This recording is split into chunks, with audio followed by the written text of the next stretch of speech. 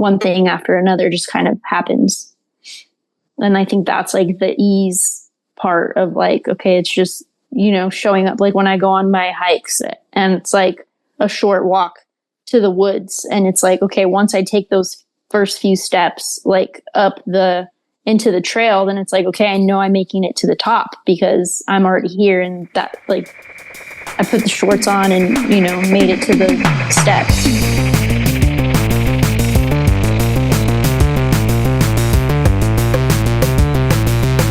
You are about to be informed. Manifestor pipe dream. Who's like, you know, who's gone through a lot of unhealthy conflict in my life. So it makes sense that there's a wounded, you know, kind of echo still inside the house. Yeah. That is like yearning to have peaceful conflict.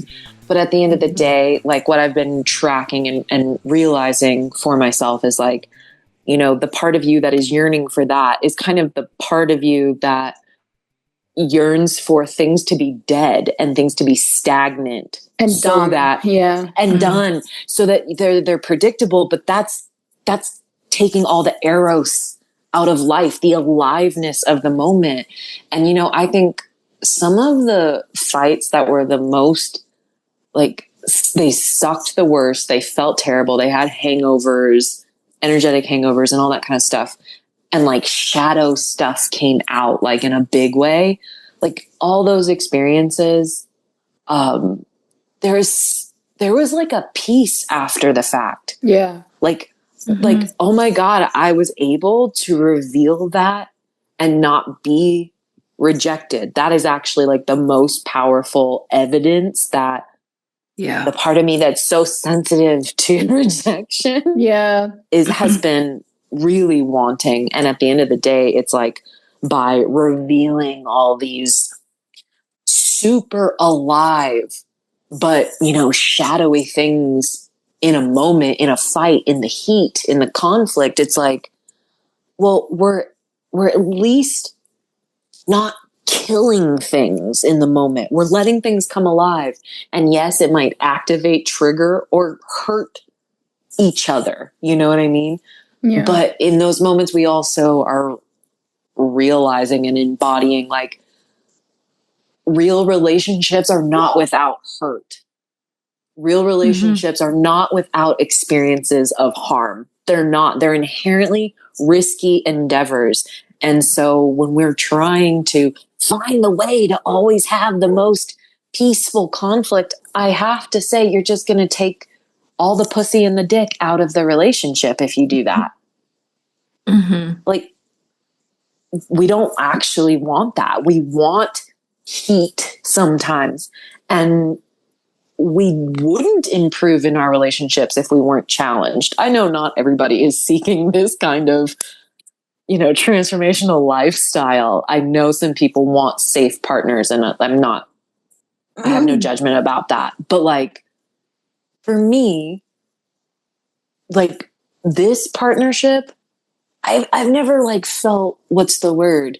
Like safe from a conflict being available each day. You know what I mean? Like there's a relaxation and a safety in our relationship, but it's not from conflict. It's the fact that we've gone through so many conflicts and we still come out of it always like, I love you, you know, passionately. And sometimes that means I am equally alive and angry about the shit that's not working. Yeah. You know? And being able to accept that and hold shadow and all that. It's a dance, and it's a complicated dance at first, you know, to like be able to check, like, do I have me enough to like dismiss your projection and like not take it personally, even though it's touching my core wound? Do I have me enough to just be like, and we're moving on and let's fight about the real thing here? You know what I mean? So I love it though. Like I live for it. I love contending with somebody because, again, we've talked about this so many times. It's just like spiritual sandpaper. It's like I am being refined in that.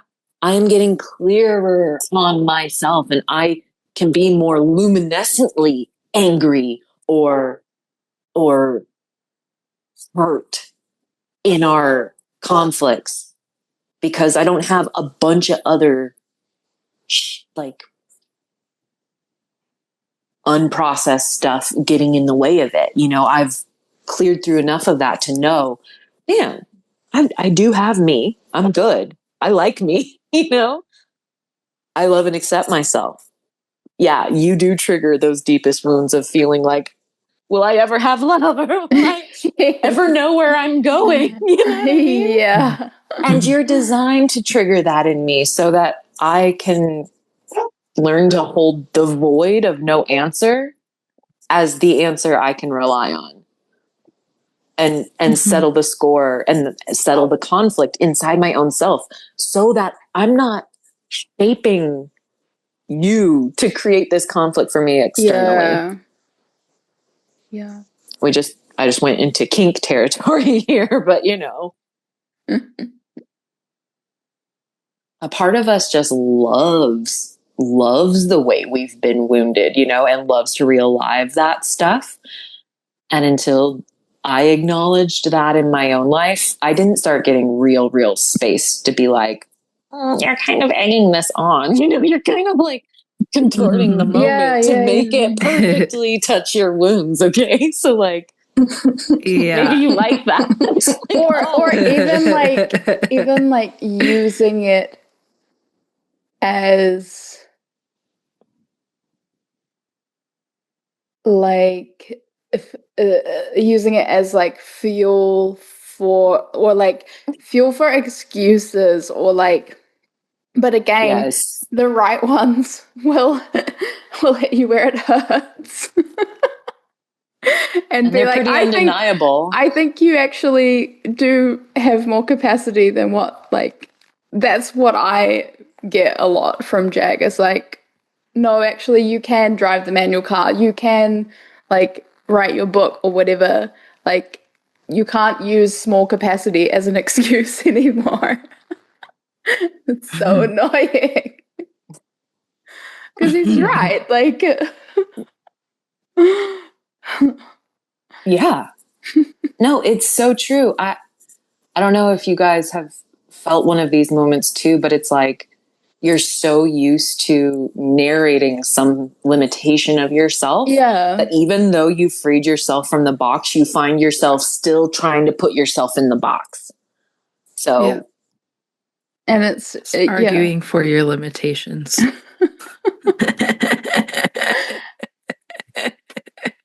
you get to have them, even with human design. Definitely.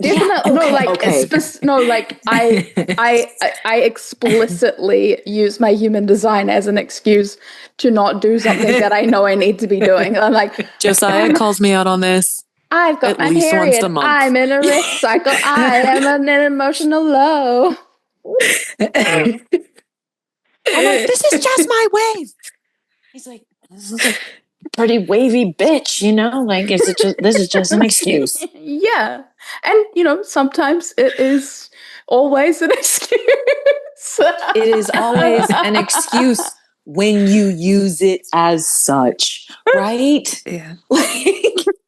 And that is literally the only downfall of human design. Like, it can be this great permissioner and it can be this great orienter, but if any piece of you wants a reason not to do something, you're gonna find it in your human design, period. Or I'm gonna burp. Your in astrology, I'll tell you exactly how I do this. She's wily. My south node is in the 4th house and my north node is in Sagittarius in the 10th house. Therefore, housework is not my destiny. Bro, I'm pretty sure housework was nobody's destiny. It's still like, it has to be done. Like, I'm not saying it Right. has to all be like, Yeah. but But see, this is okay. No, so this is where I say for myself, this is where my failures of creativity or my attachment to my excuses end up being the real culprit, because it's like, okay, so housework's not your destiny, which means your destiny is make enough money to pay someone else to do the fucking housework, which means you have to work on your book, period. yeah. Right? So like, Which also means that I have to do housework. exactly. You have to do it right now. That's like literally what Jack said to me, and I was like, fuck you. You're right. I love it. I mean, beep you, you're beep. Beep you. Beep you, you're hot. We're trying to get monetized on YouTube, you guys. So yeah, let's, beep, beep, beep, beep, beep, beep. Oh, or just I have asked the producer to beep, I think. Cute. yeah. I also have been thinking about reducing the filler words that I use. Like I say like a lot. Mhm. What Piper and I practiced this for like I just said it. It was a long Amazing. time. Yeah. Through voice notes. Yeah, and we'd That's like listen good. back and then like count. And then like We did pretty count. good. There was one week where it was really good. Yeah, and then that was the week we're like, okay, we're done here. Let's move on. Like perfected. Totally. Oh my god. But I don't know, because I also think that, I mean, information is not the way of the future in terms of being a media mogul. So being expressive, Colloquial. relaxed, I think that's good. Yeah. Casual, dynamic, real, emotional, humorous. open. Yes. Comedy is Honest. Honestly, I feel like it's Raw. the dumbest shit is what hits. Edge. It's always the stupid shit Well, that eyes. you're not that you just over like, okay, Josiah's retard sticker isn't like the most perfect example of this.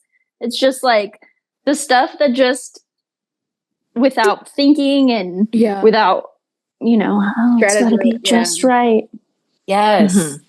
I feel like something that I deeply desire and I see coming for us in the future is this ability to be so present with ourselves that strategy is no longer necessary. Like we had the strategic era. It's coming to, it's at least going to transform through the solar plexus has to transform it because it's going to be louder than everything else. And so I feel those of us who have been practicing listening to our bodies, listening to the signals of our bodies, we're going to be on the cutting wave of all this shit because we'll be able to be in the experience fully and simply be able to see or feel or hear or sense or see internally like what's needed, what's being asked for, what's next. Yeah. Like the urge will come from the moment instead of like any part of our mind involving itself in those urges. Yeah. Okay. So yesterday I went to a taiko workshop and it's Japanese drumming. And they have like these big barrel drums. And I was just thinking about this today because, we're in there and they're teaching you the technique. And first it's slow, but then you get to strike the drum. And when I'm striking the drum, I'm not thinking about the technique. But the moment that they're telling me about the technique, I'm not striking the drum. Like I'm not listening to the drum. And so, and yeah, it was just my first time or whatever, but I wanted to be really good already. And and I hit the drum this one moment and he was like, whoa, whoa, like that. And then he had me do it again, but I couldn't do it again because he was watching me and he was like fixing my technique or whatever. But I was thinking to this idea of learning technique versus me just listening to the drum and finding the rhythm. And I always get caught up with technique when it comes with musicality. But if I'm on my, like, the buffalo drums that I have, I just intuitively play them without having learned technique. And when I remember seeing like people play them and I just knew that I could do that. I was like, I know I could do that. I just need a drum in my hand. But by myself, I need to go play by myself. I don't want anyone to tell me how to do it. And that's how so at the end of that workshop yesterday, one of the teachers did a demonstration and I was just like floored. I closed my eyes and I went away with the drum. And it's such a performance. But when I was watching his hands, I could tell that he just felt like where to hold them and where to hit. And it was this dance and this conversation with the drum, minus all of the fucking technique that we were learning. And I know that there's a part of me that knows that that's necessary to learn something. But in like 1-3 nature as well, I feel like I just need to get my hands in there, and so being in a class like that is a little bit challenging for me because it's so technique focused in the beginning. And then there's so much like coaching in between outness. Yeah. But I feel that the masters they're masters because they're masters, but I just always feel that there's another way. And that's the conversation and the feeling of what does it feel like when I'm striking it in the correct way? And what does it feel like in my hands to hold sorry, I forgot what they were called, the sticks. There's they're telling me to do it this way, but I might be holding it a different way, higher or lower. And as I was watching him play, the sticks were also kind of dancing in his hands. They weren't always like in the same spot. So that's all that is always kind of challenging for me when I go into situations where they're teaching you a skill or a technique. And it's always most fun for me when I just go in there blindly and I don't know anything. And I had a similar experience when I was in New Zealand and I met fire dancer people and they were really serious about what they do. But I was like, I just want to dance and play with fire. I don't do that. I was like, I just want to dance and play with fire. Yeah. And so I went over there in my little corner and I didn't really care about their techniques or how you hold the thing. It's like it's very similar experience. Like I don't need to know who's who or what's what. Just let me play and let me feel it in my body. Yeah. Violet, I resonate so deep with that. Not wanting to be told how, to do something. I would rather get in there and just experiment. And like in my rave culture moment, like I was really big into at first it was those light gloves. Oh my God. Yeah. And I feel like I feel this now so deeply because once I got into feminine embodiment, like I had a light language through my hands. And I was like, I knew I did when I was like 18 years old. I just didn't have the language for it at all, you know? And these people would come up to me at raves and stuff like obviously so fucked up. And they're like, oh my God, can you do this for me? And I was like, even then I was just like, I don't dance for anyone. I dance for myself, you know, like, and it wasn't like, I got a lot of shit from people in my like group or whatever, like, oh, you know, you're just so like, what? It's plur, dude. Like, get involved, like, be a part of the thing. And I just that's not me. Like, I'm not here to join. I'm here to find my own rhythm, just like you said, Violet. And I think that those of us who are called to find our own rhythms and who really struggle to learn these pre-prescribed techniques or be taught the right way by somebody. I think we have this really big negative at first, but it turns out to be a really big positive over the long run. Like we don't feel really secure, like with the beginning process often, like especially things that we are not good at immediately. But what you end up doing is that you intuitively come to principles and ways of being with the instrument or the tool or whatever that some of the biggest idea creators in that space, they also came to. Because why? Because they intuitively had a relationship with the thing versus following a technique. And even in practices like jujitsu, you know, like that, I was gonna say that absolutely requires being told how to do the proper technique. But ultimately that is meant to serve your ability. Yeah, it's first moving principles that allow you to freestyle as you become more confident in your body and as you get the groundwork and the muscle memory or the myelin coded neuroplastic, you know, connections. As you get that popping, like then you take it into a dance with another people, a spar or a fight. And the hope is that you can break free from technique and something original can emerge that is an answer to the moment versus your mind trying to track what right technique could I do right here. Yeah.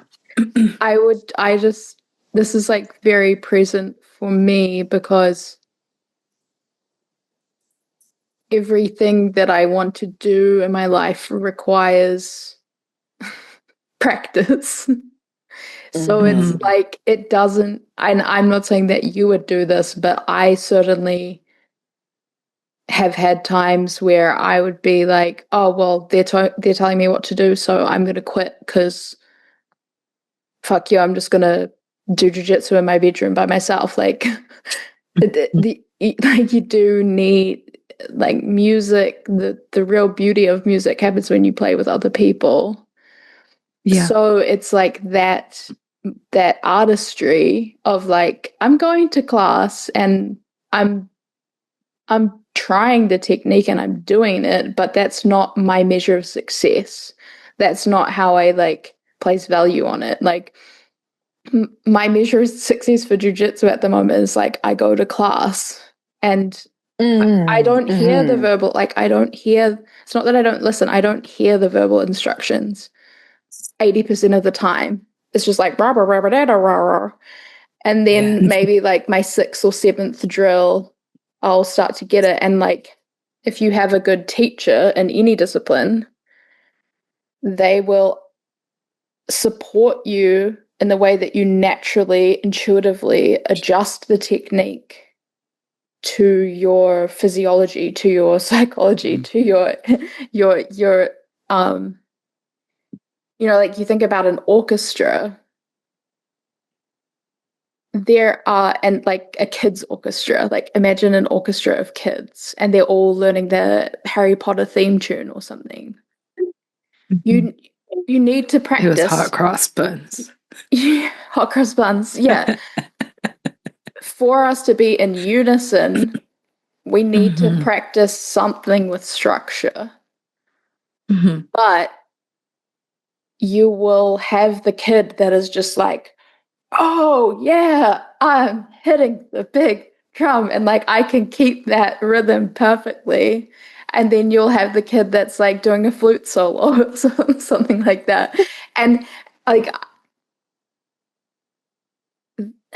I think that the way that technical ability, like being a technician without talent or like that intuitive, expressive, natural ability, it's really obvious that if you don't have your soul involved, the music's going to be bad. But it's less obvious to us how being naturally really good at things and naturally expressive doesn't, and I'm like saying this because I'm like have been learning this the hard way in my life. Being really talented doesn't excuse me from going to class. It just means that when I go to class, I always bring my talent or my shine or my improv. And I think it's like, I think we need both together. Like, that's just There's a middle. Yeah. Yeah, it's like, well, it's union. It's like the alchemical marriage inside of ourselves. Like I have a tendency, I have a baseline of being way more feminine, you know, and the way I've used my masculine for most of my life was really unhealthy, you know, and so I often experience kind of a conflict with bringing structure and my intuitive flow and pacing in life and finding something that is actually functional between those two pieces. Yeah. Because unlike, I mean, I'm sure that there are polarity loving couples out there who can really just, the woman can be all feminine and the man can be all masculine, but that does not work for this body. It doesn't work for my man. Like, we both are switches, you know what I mean? In a way, like we are in tune with both sides. We don't have them fully synthesized and perfectly aligned within ourselves.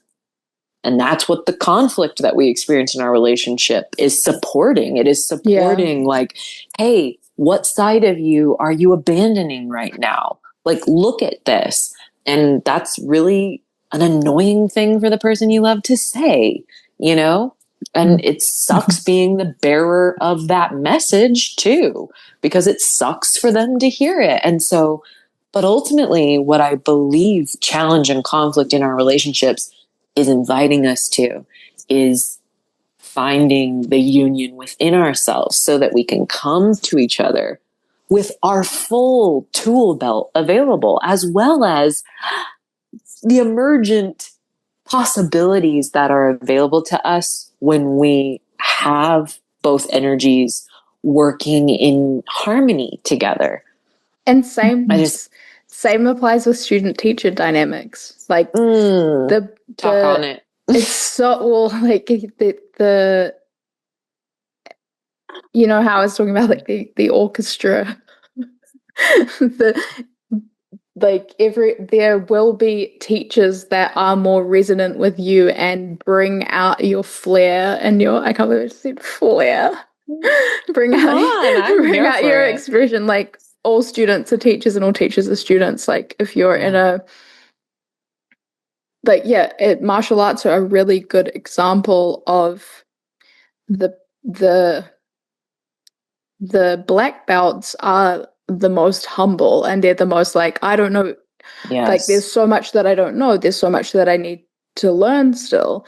And the white belts are the most dangerous because they're just like flailing around.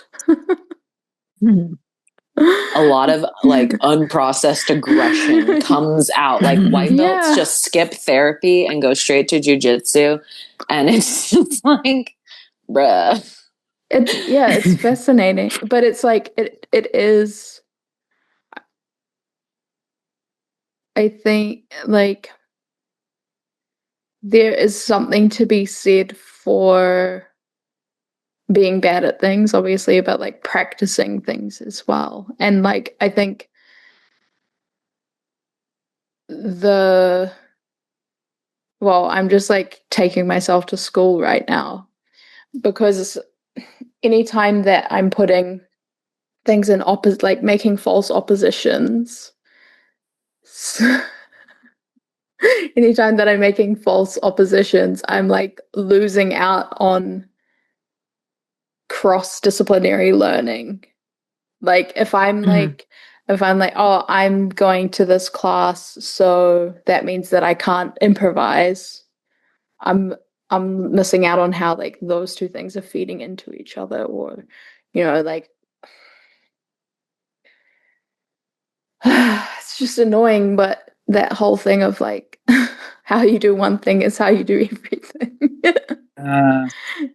So it's like, yeah, we can, you like your talent, your natural expressive ability in drumming, that same je ne sais quoi is in your cooking, is in your is in your biology homework or whatever. Like,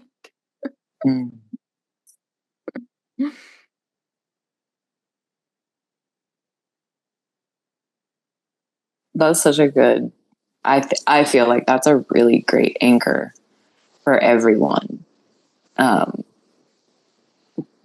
because it's so easy. Like when I'm doing something that is not preferential, that's more duty oriented, to forget that I am a hot, funny, like spicy bitch. Like that I can have fun, like in any situation. Like I forget that kind of often, and sometimes allow the condition or the experience to be telling me what kind of time I'm having. And I think that's what it means. Yes, exactly. Yes. And I think that's on still being a thermometer and not a thermostat. Like a thermometer simply reads the temperature of the room. A thermostat sets the temperature. The thermostat decides what emotional flavor or essence or what energy I'm going to be aliving the moment with. Or like what, especially like in the context of emotional energy, like I'm in an emotional low. How am I allocating that emotional energy? Am I allocating it to have a bad time, or like make something creatively? Yeah. Wait, so put your goddamn hot girl shorts on and do the fucking housework, bitch. No.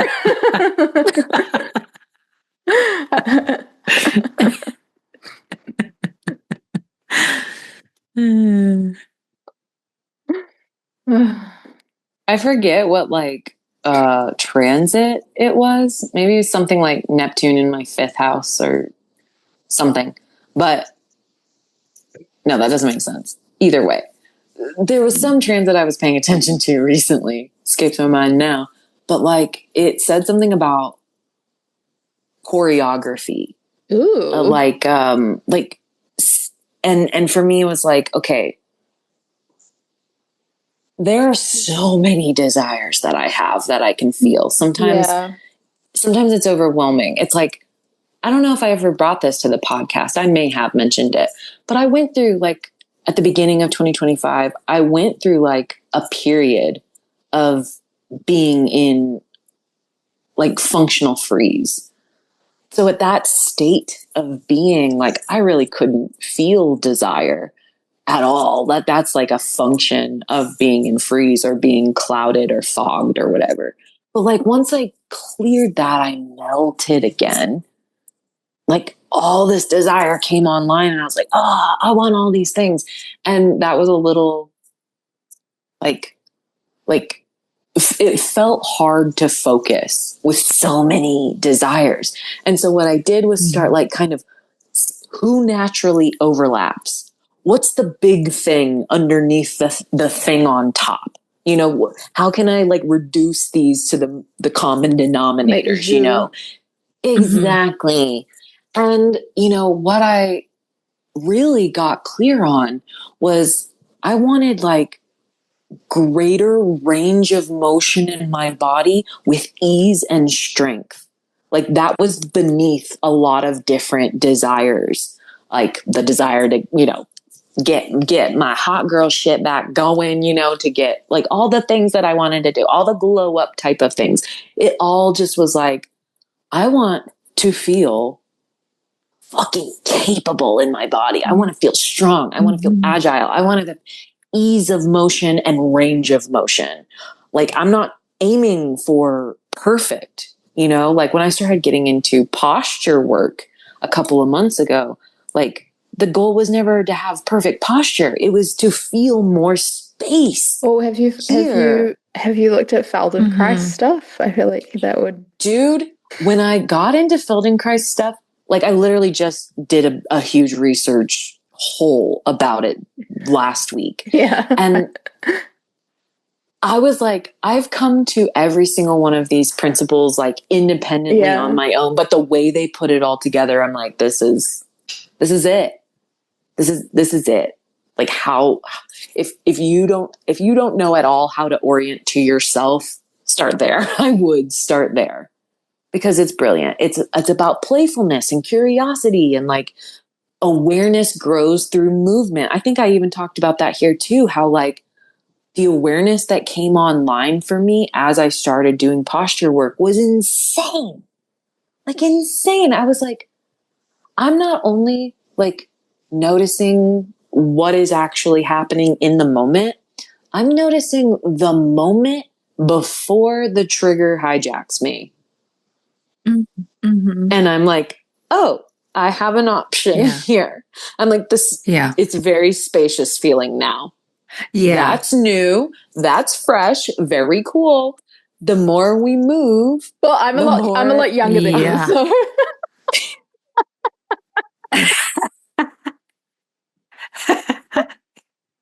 Here we go. Excuses. The funny thing about excuses, the insidious thing about excuses is that they're fucking valid. I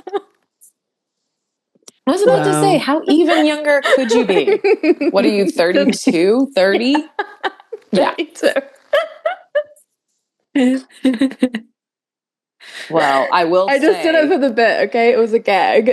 Gooped gag. It was a great I bit. will say though, I do think that 36 is when your life actually starts. Yeah, I'm just saying.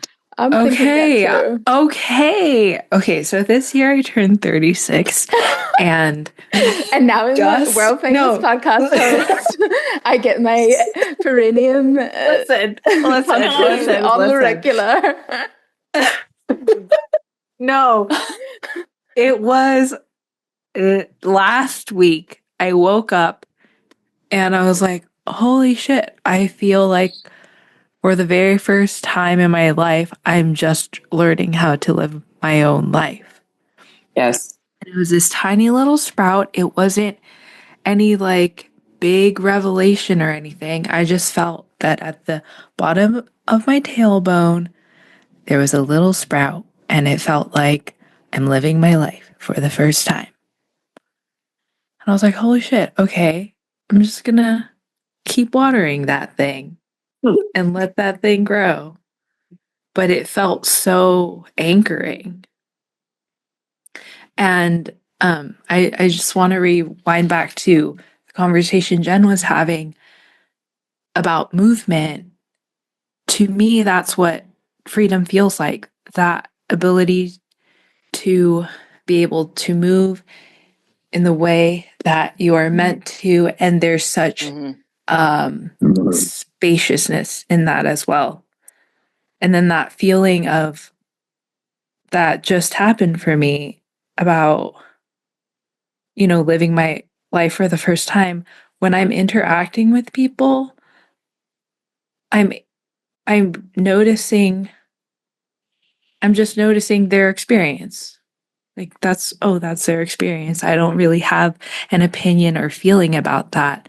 Whereas I usually would kind of like take that on. There wouldn't be spaciousness between that. Yeah.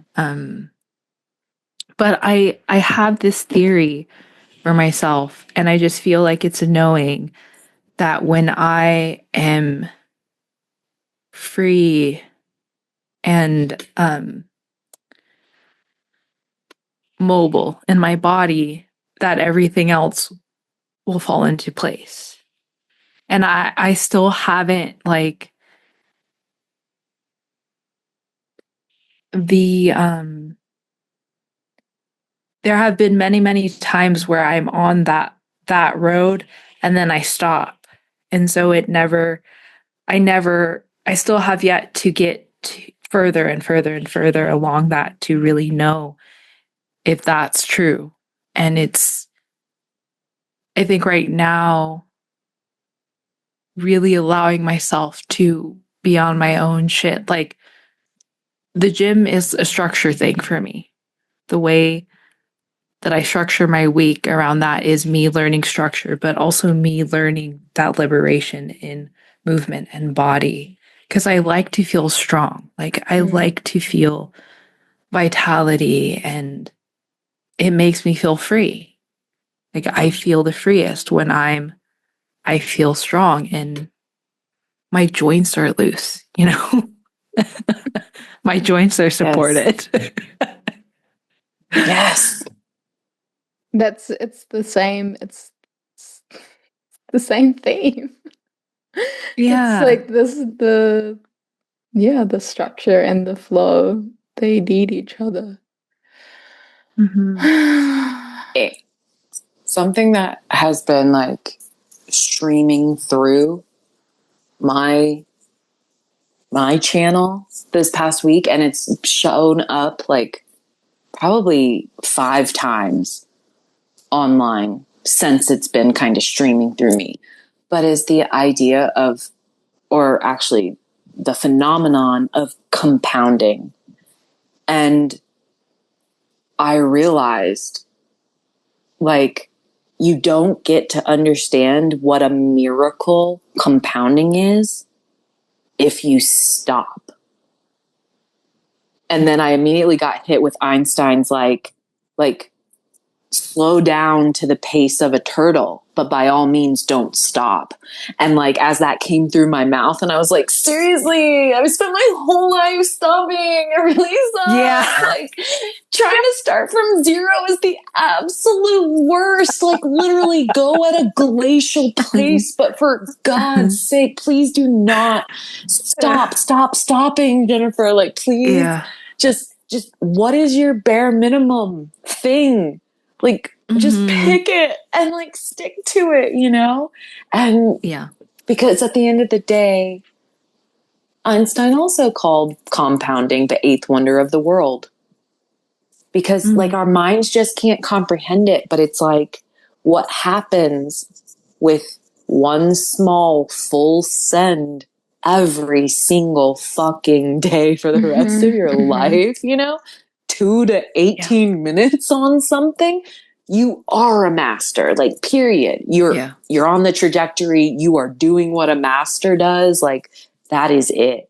And I've felt very, I don't have another word for this, but like convicted of my need to stop stomping, Yeah. I've been on a similar. not in a guilty way, but in a like, Jennifer, you have no idea what you're missing out on. Yeah. Yeah. By not starting today and never stopping. Yeah. Like you just don't know what you're missing. You can't know. Yeah. And I have told myself lots of little rationalizations for why it doesn't matter, whatever timeline, I can shift wherever, whenever, however I want. But it's kind of like investing. The best time to invest was 10 years ago. The second best time is right the fuck now. Because compound interest only takes off from it's a time sensitive phenomenon. It uses the dimension of time to happen, Yeah. And how many times have you seen the shit that you were on 10 years, 5 years ago has popped off? It's like popping off right now. Oh, yeah. like everything. Or the things that you were paying attention to 5 years ago, 3 years ago are happening just now. Yo, dude, I think all the time. Oh, go ahead. We have something now that we didn't have. We have a podcast. So what are you on now? And then we can have it on the record, and then it'll be in the public sphere. And then in 10 years' time, you can say, I was on that. And I someone popped off. can remind us.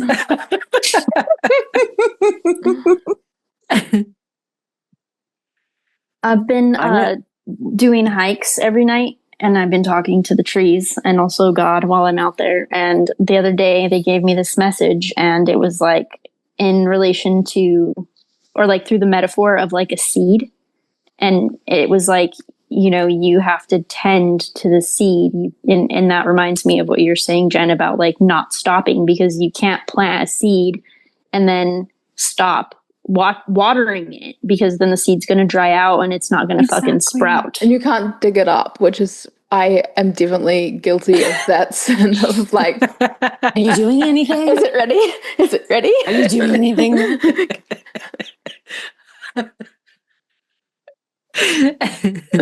But also there's a parable in the Bible about water, the sower of the seeds. Yeah, the devil comes in the night and sows bad seeds in with the good seeds. So the appropriate response to that is to just water all the seeds, and then when they fruit, that's when you separate the fruit from the bad seeds or whatever. Yeah. I think. I don't know. But it's, I think, okay, really I've been on this, I've started very early stages researching more Steiner stuff, specifically about the economy. And one of his ideas is that agriculture is the beginning of economy. Farming is the primary, well, that's what they actually call it here, because it's a big industry, but it's the first layer of the economy. And I think that, I mean, we just have so much distortion in that realm, but that idea of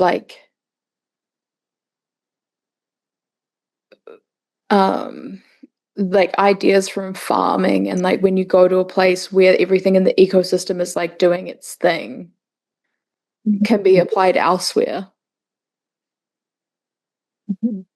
The seed metaphor works and works and works. Yeah. It's the natural system of nature. It's the closest thing to truth that a human can touch. Yeah. What we see happen in nature, And there is that, it's that combination of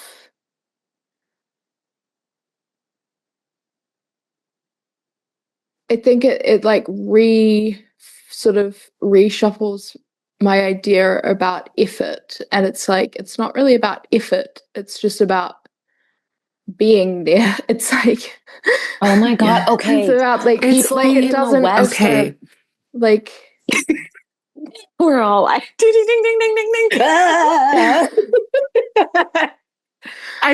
this quote, And it will nature look, does nothing, yet everything is done. yeah, and it Yeah. will, I think that it will look effortless, but I think that's part of resistance to just like doing the writing, doing the chores, and this is just me, my specific things. It's We like know. I know. part of the yeah, if you didn't know, part of the resistance though is that like, well, no one's ever going to see how hard I tried, and it's like, well, then just stop trying and just Yeah. just do it. Like, then it's not a problem. But this is like